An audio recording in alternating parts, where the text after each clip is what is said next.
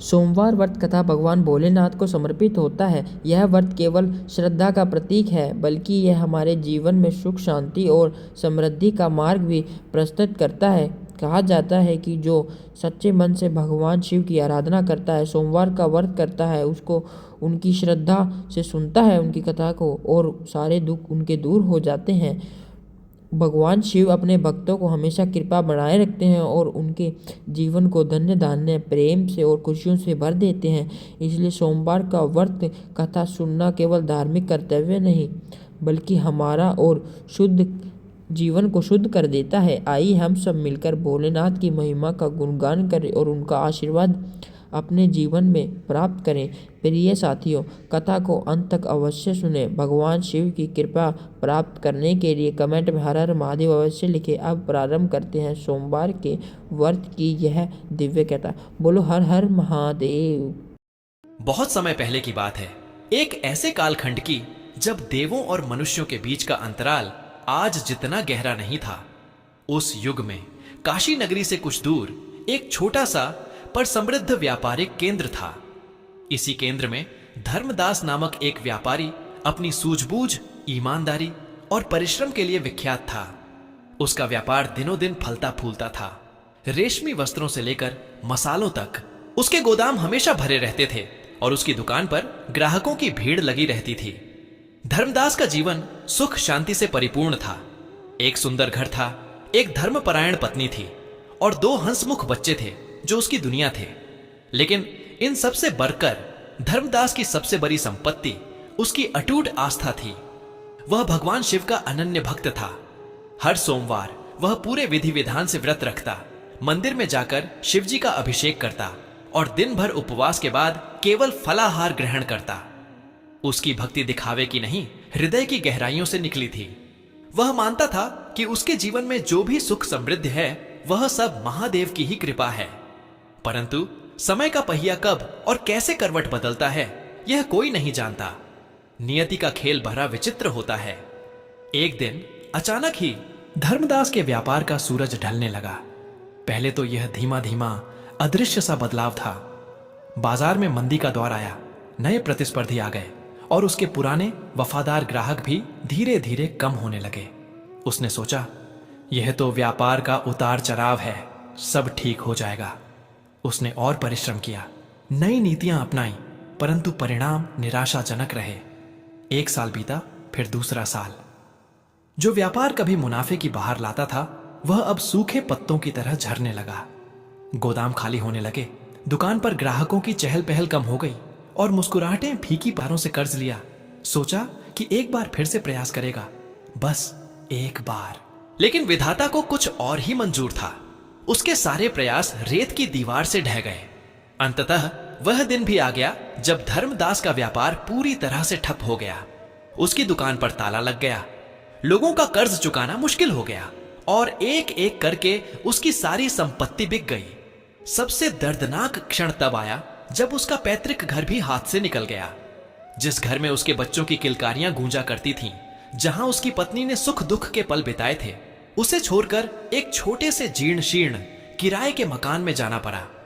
धर्मदास, जो कभी सम्मान और समृद्धि का प्रतीक था, अब कर्ज में डूबा, दर दर ठोकर खाता एक साधारण व्यक्ति बन गया था। उसके बच्चे भूखे रहते, उसकी पत्नी की आंखों में हमेशा चिंता की छाया रहती। समाज में भी उसकी प्रतिष्ठा धूमिल हो गई थी। लोग उसे देखते तो सहानुभूति कम, तिरस्कार ज्यादा दिखाते। कई लोग ताने मारते, देखो, कहते थे महादेव के भक्त हैं, पर महादेव भी इनके काम ना आए। उसके मन में भी कभी कभी गहरा अंधेरा छा जाता। क्या सचमुच मेरी भक्ति में कोई कमी थी? क्या महादेव ने मुझे त्याग दिया? लेकिन नहीं, ये विचार क्षणिक थे। उसके हृदय के किसी कोने में आस्था का एक छोटा सा दीपक अब भी टिमटिमा रहा था। अपनी हर विपत्ति के बावजूद धर्मदास ने अपना सोमवार व्रत नहीं छोड़ा। चाहे उसके पास खाने को कुछ हो या ना हो, चाहे उसके मन में कितनी भी चिंताएं हों, वह हर सोमवार सुबह उठता, स्नान करता और अपने घर के छोटे से पूजा स्थान में बैठकर भगवान शिव का ध्यान करता। वह उस शक्ति पर विश्वास करता था जो इस पूरी सृष्टि को चलाती है, और उसे विश्वास था कि उसकी परीक्षा ली जा रही है। वह रोता नहीं था, शिकवा नहीं करता था, बस धैर्य और अटूट विश्वास के साथ अपने महादेव का नाम जपता रहता था। उसकी श्रद्धा किसी फल की कामना से नहीं थी, बल्कि विशुद्ध प्रेम और समर्पण से जन्मी थी। कैलाश पर्वत पर अपनी अर्धांगिनी पार्वती के साथ विराजमान भगवान शिव यह सब देख रहे थे। उन्होंने धर्मदास के हर आंसू, उसकी हर सांस, उसकी हर अनकही प्रार्थना को महसूस किया था। उन्होंने उसकी अटूट भक्ति, उसकी विषम परिस्थितियों में भी न डगमगाने वाली आस्था को देखा था। देवी पार्वती ने भी धर्मदास की दुर्दशा पर व्यथा व्यक्त की थी। शिवजी मुस्कुराए। उन्होंने पार्वती से कहा, देवी देखो इस मेरे भक्त को, इसने अपनी सारी संपत्ति खो दी, घर खो दिया, सम्मान खो दिया, लेकिन मुझसे अपना विश्वास नहीं खोया। यह वह दुर्लभ भक्त है जो फल की इच्छा नहीं, केवल अपने प्रभु के प्रति प्रेम रखता है। इसकी परीक्षा अब समाप्त हुई। अब समय आ गया है कि मैं इसकी सहायता करूं। अगले सोमवार की सुबह थी। धर्मदास ने अपनी पत्नी से कहा, आज मेरा सोमवार व्रत है। घर में जो भी थोड़ा बहुत अनाज बचा है उससे कुछ बना लेना। दोपहर को मैं मंदिर से लौटकर केवल थोड़ा ग्रहण करूंगा। उसकी पत्नी, जिसका नाम शांति था, ने उदास मन से हां कहा। घर में बस थोड़े से चावल और एक छुटकी दाल थी। उसने उसी से थोड़ा सा खिचड़ी बना दी, जो उनके बच्चों के लिए भी बामुश्किल पूरी पड़ती। धर्मदास मंदिर से लौटा। उसका शरीर थका हुआ था, मन चिंतित, परंतु हृदय में महादेव का नाम था। वह अपने घर के बाहर के छोटे से चबूतरे पर बैठा ही था कि तभी एक बूढ़ा दुर्बल भिक्षुक उसके पास आया। भिक्षुक के वस्त्र फटे पुराने थे, शरीर कांप रहा था और उसकी आंखें भूख से ढसी हुई थीं। वह बहुत ही दीनहीन अवस्था में था। भिक्षुक ने कराहती हुई आवाज में कहा, हे पुत्र, मैं कई दिनों से भूखा हूं, मेरा शरीर अब ढाने लगा है। क्या तुम्हारे घर में मुझे एक निवाला मिल सकता है? मेरे पेट में आग लगी है, प्रभु तुम्हें भला करे। धर्मदास ने उस भिक्षुक को देखा। अपने मन में उसने सोचा, आज मेरा व्रत है और घर में जो थोड़ा सा भोजन है वह भी मेरे बच्चों के लिए पर्याप्त नहीं है, ऊपर से मैं खुद भूखा हूं। यह विचार एक क्षण के लिए उसके मन में आया, लेकिन तुरंत ही उसने उसे झटक दिया। उसके भीतर का सच्चा शिव भक्त जाग उठा। उसने सोचा, यह तो महादेव का ही रूप है जो मेरी परीक्षा लेने आया है। मैं कैसे एक भूखे को अपने द्वार से खाली अपनी पत्नी को आवाज दी, शांति देखो, एक भूखे अतिथि हमारे द्वार पर आए हैं, जो भी भोजन है सब ले आओ। शांति अंदर से आई। उसने भिक्षुक को देखा और उसका हृदय भी द्रवित हो उठा। उसने अपने पति से कहा, स्वामी, घर में बस इतनी सी खिचड़ी है जो बच्चों के लिए भी पूरी नहीं पड़ेगी। आप भी भूखे हैं और मेरा मन भी। धर्मदास ने स्नेहपूर्वक उसकी बात काटी। नहीं शांति, अतिथि देव का रूप होते हैं और यह तो अति दीनहीन दिख रहे हैं। इन्हें भोजन कराना हमारा परम कर्तव्य है। हमें चिंता नहीं करनी चाहिए, महादेव सब देखेंगे। उसने भिक्षुक की ओर मुड़कर विनम्रता से कहा, बाबा आइए, भीतर आइए। मेरे पास जो कुछ भी है मैं आपको सहर्ष अर्पित करता हूं। भिक्षुक धीरे धीरे अंदर आया और चबूतरे पर बैठ गया। शांति ने अंदर से वह थोड़ी सी खिचड़ी एक पत्ते पर रखकर लाई। वह मुश्किल से एक व्यक्ति का पेट भर सकती थी, और वह भी किसी बच्चे का। भिक्षुक ने खिचड़ी को देखा। उसने धर्मदास से पूछा, पुत्र, क्या तुम सचमुच यह सारा भोजन मुझे दे दोगे? क्या तुम खुद नहीं खाओगे? और तुम्हारे बच्चे? मैंने सुना है कि तुम्हारा व्यापार भी ठप हो गया है और तुम खुद भी दिनों से भूखे हो। धर्मदास ने शांत भाव से उत्तर दिया, बाबा आप सही कह रहे हैं। मेरा जीवन अभी कठिनाइयों से भरा है।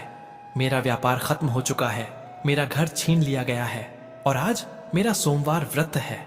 मेरे बच्चे भी भूखे हैं, परंतु मेरे धर्म ने मुझे सिखाया है कि एक भूखे को भोजन कराना सबसे बड़ा पुण्य है।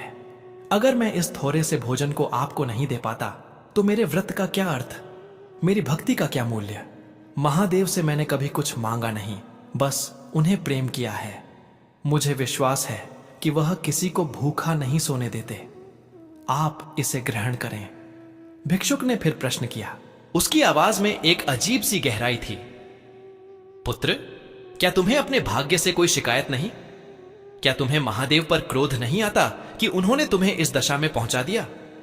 धर्मदास ने मुस्कुराते हुए कहा, शिकायत? नहीं बाबा, कैसी शिकायत? यह सब मेरे कर्मों का फल होगा। या शायद यह महादेव की ही परीक्षा होगी। मैं तो उनका दास हूं, सुख दुख सब उनकी ही माया है। हाँ, मेरा मन कभी कभी दुखी होता है, पर मेरा विश्वास कभी नहीं डगमगाता। मुझे पता है वह जो करते हैं अच्छे के लिए ही करते हैं। भिक्षुक ने एक गहरी सांस ली और धीरे धीरे उस थोड़ी सी खिचड़ी को खाने लगा। धर्मदास और उसकी पत्नी शांति उसे देखते रहे। उनके मन में एक अजीब सी शांति थी, भले ही उनकी अपनी भूख जल रही थी। जब भिक्षुक ने खिचड़ी पूरी कर ली तो उसने अपनी आंखें उठाईं। उसकी आंखों में अब भूख की पीड़ा नहीं, बल्कि एक दिव्य चमक थी। उसके दुर्बल शरीर से एक अद्भुत आभा निकलने लगी। फटे वस्त्रों के स्थान पर दिव्य वस्त्र प्रकट हुए।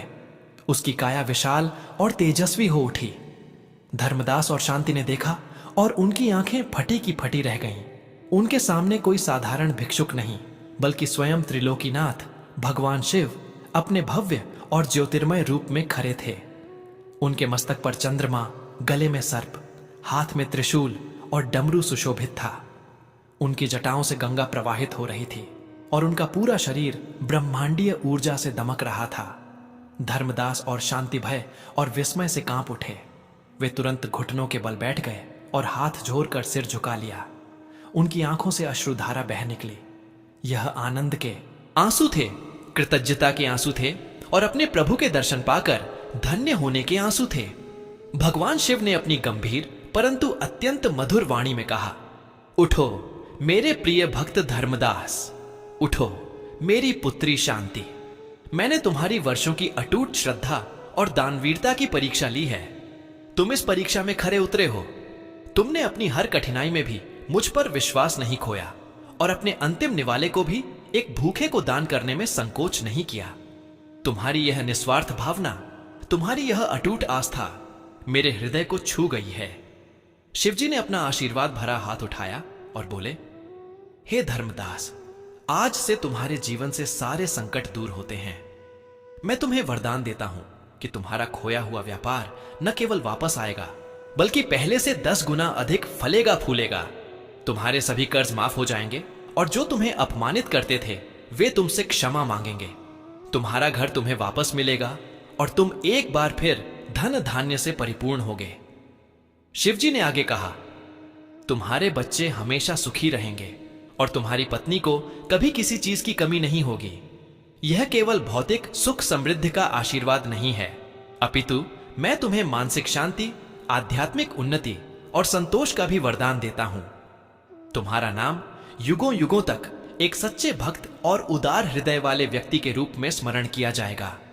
तुम्हारी भक्ति ने तुम्हें वह सब कुछ दिला दिया है जो दुनिया में सबसे अनमोल है, मेरा प्रेम और मेरा आशीर्वाद। इतना कहकर भगवान शिव अदृश्य हो गए, परंतु उनकी दिव्य आभा और उनके आशीर्वाद के शब्द धर्मदास और शांति के हृदय में गूंजते रहे। वे दोनों वहीं खड़े रहे, स्तब्ध, आनंदित और कृतज्ञता से भरे हुए। उनकी आंखों से अब भी अश्रुधारा बह रही थी, पर वे अब पीड़ा के नहीं, अपार हर्ष के आंसू थे। अगले ही दिन से धर्मदास के जीवन में अद्भुत परिवर्तन आने शुरू हो गए। सुबह हुई तो एक धनी सेठ उसके घर पहुंचा। वह सेठ धर्मदास का पुराना ग्राहक था, जिसे धर्मदास ने कभी मुसीबत में मदद की थी। सेठ ने कहा, धर्मदास भैया, मैंने सुना कि आपका व्यापार ठप हो गया है। मैं आपके ईमानदारी और मेहनत से बहुत प्रभावित था। मैं चाहता हूं कि आप मेरे साथ जुड़कर व्यापार करें। मैं आपको सारी पूंजी दूंगा और जो कुछ भी आपका कर्ज है वह भी चुका दूंगा। बस आप अपनी ईमानदारी और सूझबूझ से काम करते रहें। धर्मदास ने विनम्रता से सेठ के सामने अपनी सारी दशा बताई। सेठ ने मुस्कुराकर कहा, मुझे कोई फर्क नहीं पड़ता, मुझे आप पर पूरा विश्वास है। यह सुनकर धर्मदास की आंखों में विश्वास के आंसू आ गए। कुछ ही दिनों में सेठ की मदद से धर्मदास ने फिर से अपना व्यापार शुरू किया। इस बार महादेव के आशीर्वाद से उसका व्यापार इतनी तेजी से बढ़ा कि उसने पिछले सारे नुकसानों की भरपाई कर दी। उसके नए उत्पाद, उसकी पुरानी साख और उसकी नई ऊर्जा सब मिलकर एक ऐसी सफलता की कथा लिखने लगे जिसकी किसी ने कल्पना भी नहीं की थी। उसके गोदाम फिर से भरे रहने लगे। उसकी दुकानें ग्राहकों से खचाखच भरी रहती। जो लोग उसे देखकर रास्ता बदल लेते थे वे अब उससे सलाह लेने आते थे, एक एक करके उसके सारे कर्ज चुक गए। उसका पुराना भव्य घर भी उसे वापस मिल गया। धर्मदास ने अपनी संपत्ति का सदुपयोग किया। उसने गरीबों की मदद की, मंदिरों का जीर्णोद्धार कराया और कई अनाथालयों व विद्यालयों को दान दिया। वह जानता था कि यह सब महादेव की कृपा है और इसका उपयोग दूसरों की भलाई के लिए होना चाहिए। धर्मदास ने कभी अपने सोमवार व्रत को नहीं छोड़ा। अब उसकी भक्ति में एक नया आयाम जुड़ गया था, कृतज्ञता का। वह हर सोमवार मंदिर जाकर महादेव का हृदय से धन्यवाद करता। उसकी पत्नी शांति भी उसके साथ हर सुख दुख में खड़ी रही और उसने अपने पति की भक्ति और धैर्य पर गर्व महसूस किया। उनके बच्चे भी बड़े होकर धर्मपरायण और विनम्र बने, अपने माता पिता के गुणों को अपनाते हुए। धर्मदास का जीवन यह सिद्ध करता है कि सच्ची आस्था, निस्वार्थ सेवा और विषम परिस्थितियों में भी धैर्य न खोने का फल अवश्य मिलता है। भले ही समय कितना भी कठिन क्यों न हो, यदि हम धर्म के मार्ग पर चलते हैं, ईश्वर पर अटूट विश्वास रखते हैं और अपने कर्तव्य का पालन करते हैं, तो अंततः दैवीय कृपा अवश्य प्राप्त होती है। महादेव अपने सच्चे भक्तों को कभी अकेला नहीं छोड़ते। उनकी परीक्षा कठिन हो सकती है, पर उनका आशीर्वाद उससे भी भरा और असीमित होता है। धर्मदास की कथा आज भी हमें प्रेरणा देती है कि जीवन की हर कसौटी पर हमें अपना विश्वास दृढ़ रखना चाहिए, क्योंकि अंत में जीत सत्य और श्रद्धा की ही होती है। साथियों, इस वीडियो में सोमवार व्रत के पावन कथा को यहीं समाप्त होती है। हम कामना करते हैं कि भगवान शिव की कृपा बनी रहे, आपके जीवन में सदैव सुख, शांति और समृद्धि हो और सकारात्मक ऊर्जा का संचार हो। यह विशेष दिन वह केवल भक्ति भाव से भर देता है, बल्कि हमारे जीवन में एकता, प्रेम और आस्था का संदेश भी लेकर आता है। सोमवार व्रत की कथा को सुनने के लिए हृदय से धन्यवाद। कृपया अपने विचार और अनुभव कमेंट में अवश्य साझा करें। हर हर महादेव ना लिखना भूलें। आपके द्वारा किए गए कमेंट न केवल आपको प्रेरित करेंगे, बल्कि अन्य दर्शकों के लिए भी भक्ति और श्रद्धा। हर हर महादेव।